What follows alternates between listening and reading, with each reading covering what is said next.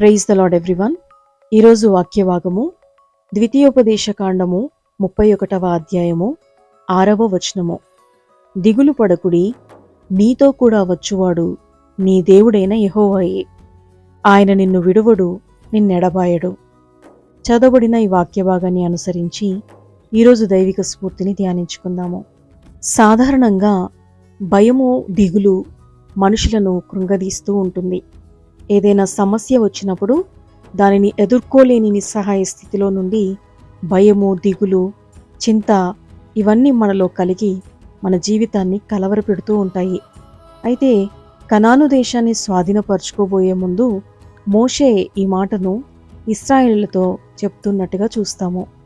మీరు ఎదుర్కోబోయే పోరాటాలను చూసి భయపడవద్దు, దిగులు పడవద్దు, జడియవద్దు అని మోషే ఇశ్రాయేలీలకు ధైర్యాన్ని చెప్తున్నాడు.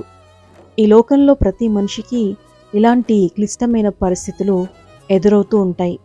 మన చుట్టూ ఉండే మనుషుల వలన అనేక రకాల సమస్యలు మనం ఎదుర్కొంటూనే ఉంటాం. ఒక్కోసారి కొన్ని పరిస్థితుల్లో ఈ జీవితం ఎందుకు, చనిపోతే బాగుండనిపిస్తుంది, ఎటైనా పారిపోవాలనిపిస్తుంది. చాలామందికి ఈ జీవితం అంటేనే ఒక పోరాటంగా ఉంటుంది. కొంతమంది పోరాటంలో ఓడిపోయి ఆత్మహత్యలు చేసుకుంటారు. మరికొంతమంది చావలేక బ్రతుకును గడుపుతూ ఉంటారు. ఎందుకంటే వాళ్ళకి ధైర్యం చెప్పే వాళ్ళెవరూ వారితో లేనందువల్ల అలాంటి నిస్సహాయ స్థితిని అనేక ప్రజలు ఎదుర్కోవడం మనం చూస్తూనే ఉన్నాము. దేవుణ్ణి నమ్మని వాళ్ళ జీవితాలలో చివరికి మిగిలేది ఓటమే. దేవుణ్ణి నమ్మినా నమ్మకపోయినా జీవితంలో ఎదుర్కోవాల్సిన పోరాటాలు చాలానే ఉంటాయి. అయితే దేవుణ్ణి నమ్మిన వాళ్ళు ఎంతో ధైర్యంగా ఉంటారు. ఎలాంటి పరిస్థితుల్లో అయినా కూడా సింహము వలె ధైర్యంగా ఉంటారు. ఎందుకంటే వారు దేవుని యందు విశ్వాసం కలిగి ఉన్నారు కాబట్టి. దేవుని కోసం ఎంతకైనా తెగించేవారిగా ఉంటారు.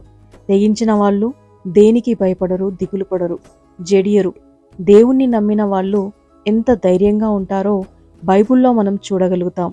దేవుడు కాపాడతాడా లేదా అనే సందేహం కూడా లేకుండా ఎంతో ధైర్యంతో, తెగింపుతో ఉన్న దానియేలును, షద్రకు, మేషకు, అబేద్నెగోలను మనం చూడగలుగుతాము. వారు చంపబడతారని తెలిసినా పారిపోయి దాక్కోలేదు. ధైర్యంగా నిలబడి చావడానికి సిద్ధపడ్డారు. సర్వం కోల్పోయినా యోబు ఆత్మహత్య చేసుకోలేదు. చావుకు తెగించి ధైర్యంగా నిలబడ్డాడు. ఎందుకంటే వాళ్ళకి తెలుసు వాళ్ళతో దేవుడు ఉన్నాడని.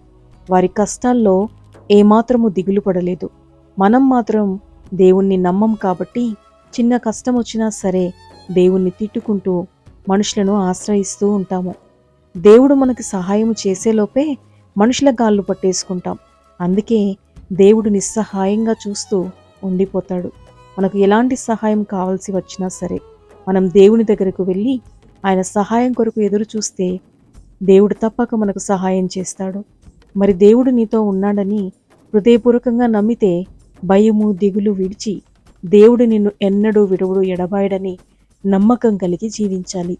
కీర్తనల గ్రంథము 121వ అధ్యాయము 3వ వచనంలో ఆయన నీ పాదమును తొట్టిల్లనీయడు, నిన్ను కాపాడువాడు కొనకడు అని వ్రాయబడి ఉండట చూస్తాము. భూమి మీద ఈ జీవిత ప్రయాణంలో మనం అలసిపోకుండా, సొమ్మసిల్లి పడిపోకుండా ఉండాలి అంటే మనతో కూడా వస్తానన్న మన దేవుని కాపుదలలో మన ప్రయాణం సాగినప్పుడు నిశ్చింతగా ఉండగలుగుతాం. పరిస్థితులను దేవుడు మనకు అనుకూలంగా మారుస్తాడు. కేవలము నీవు హృదయపూర్వకంగా దేవుణ్ణి నమ్మి ఆయన సహాయం కొరకు ఎదురు చూస్తే తప్ప దేవుడు మనకు సహాయం చేయలేడు. కాబట్టి మన సమస్యలలో కృంగిపోయి మనుషులను ఆశ్రయించడం మానివేసి మనకు ఎల్లవేళలా తోడుంటానని, పునకక నిద్రపోక మనల్ని కాచి కాపాడుతున్న దేవుని సన్నిధిలో మన విన్నపాలు, సమస్యలు, ఏ ఇబ్బందులున్నా ఆయన సన్నిధిలో పెట్టి ప్రార్థించి దేవుని సహాయాన్ని కోరుకొని ఆయన చిత్తానికి మన జీవితాల్ని సమర్పించుకుంటే దేవుడు తప్పక మన జీవితాల్లో తన ఆత్మ కార్యాలను తగిన సమయంలో చేసి మన జీవితాల్ని తప్పక హెచ్చిస్తాడు. కాబట్టి ధైర్యంగా ఉండటానికి దేవుని సన్నిధిలో సిద్ధపడదామా? ప్రార్థన.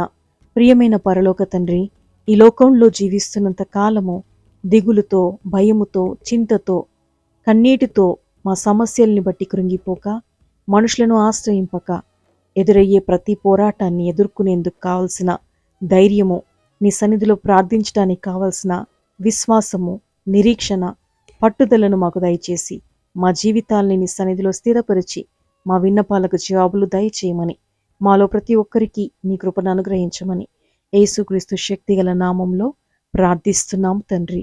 ఆమెన్.